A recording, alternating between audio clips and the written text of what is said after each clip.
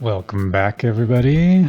We're on our fourth episode of the story mode speedrunning series.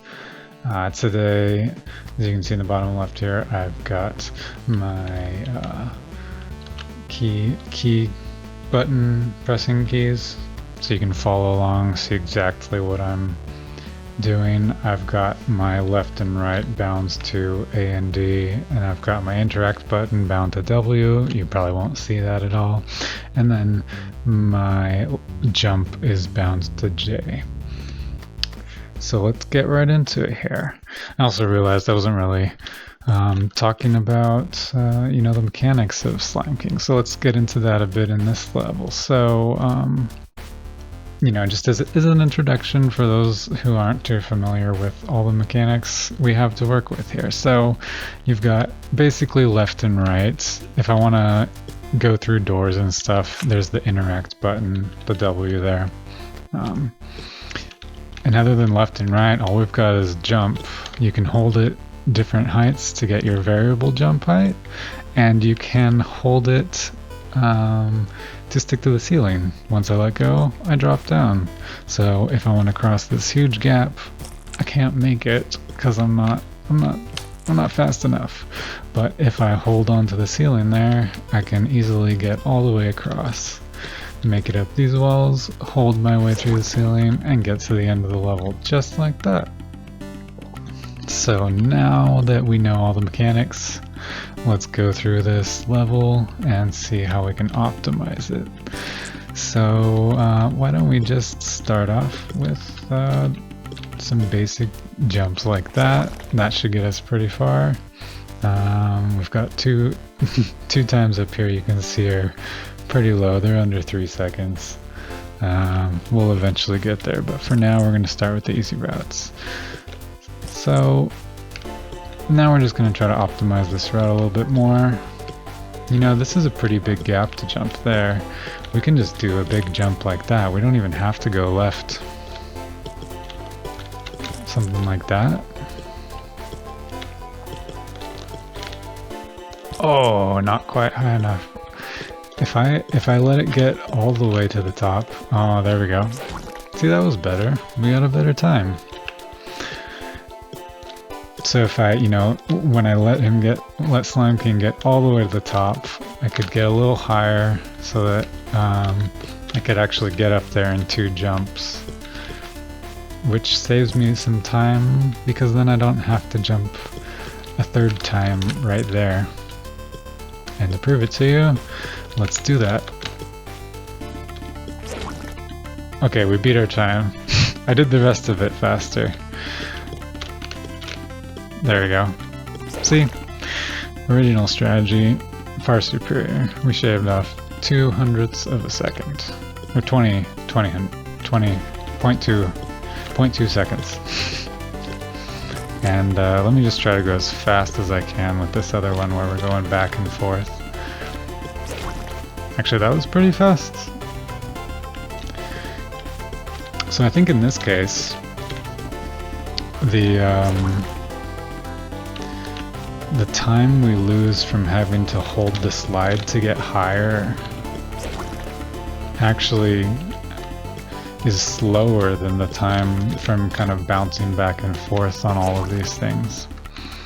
Now the limiting factor here is, so let's say we drop down over here and then jump. Well, if I just drop down here, I could, by the time I get to this wall, having jumps right on the edge, I'm already way higher, so that might be playing into my initial times. I wasn't really paying attention to that. But I'm getting closer to 5 seconds there with my new strategy of dropping down right on the wall, so let's try. Oh, not quite high enough.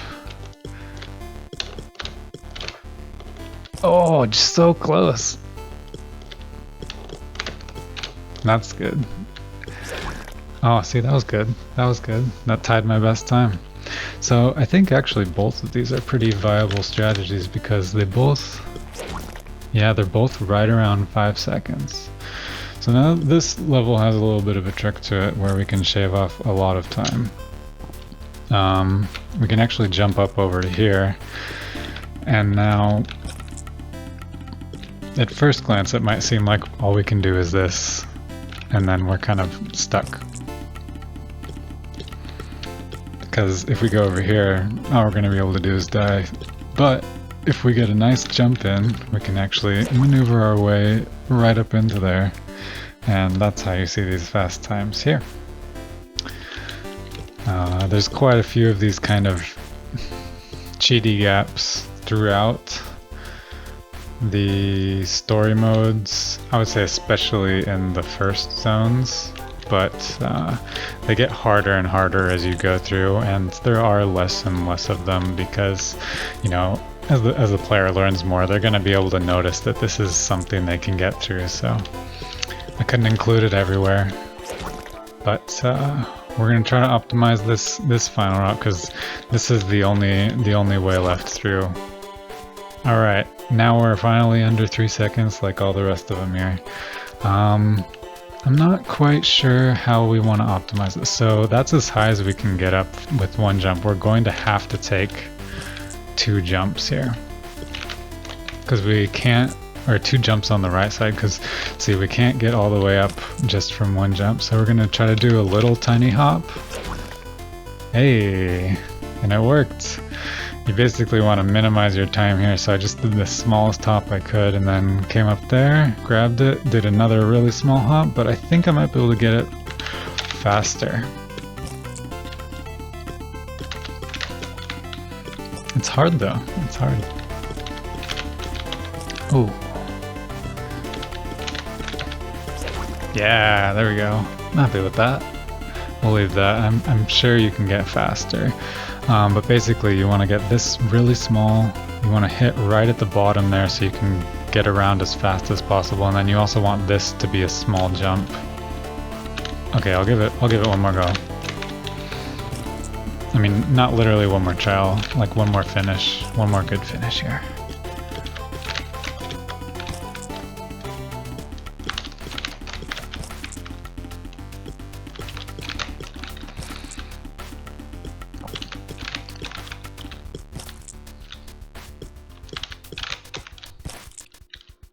You know, I actually didn't talk about all the wall mechanics in this game. Let's do that. Let's do that. So,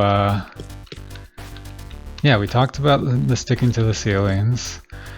When you're on a wall, if you're just on the wall, you're gonna slide down just the same as if gravity was affecting you. But if you hold against the wall, you slide a bit slower. And so what that gives you is it gives you more time to react versus, you know, sliding down so super fast. Also keeps you higher, so that's what I'm employing over here. Oh, that was good.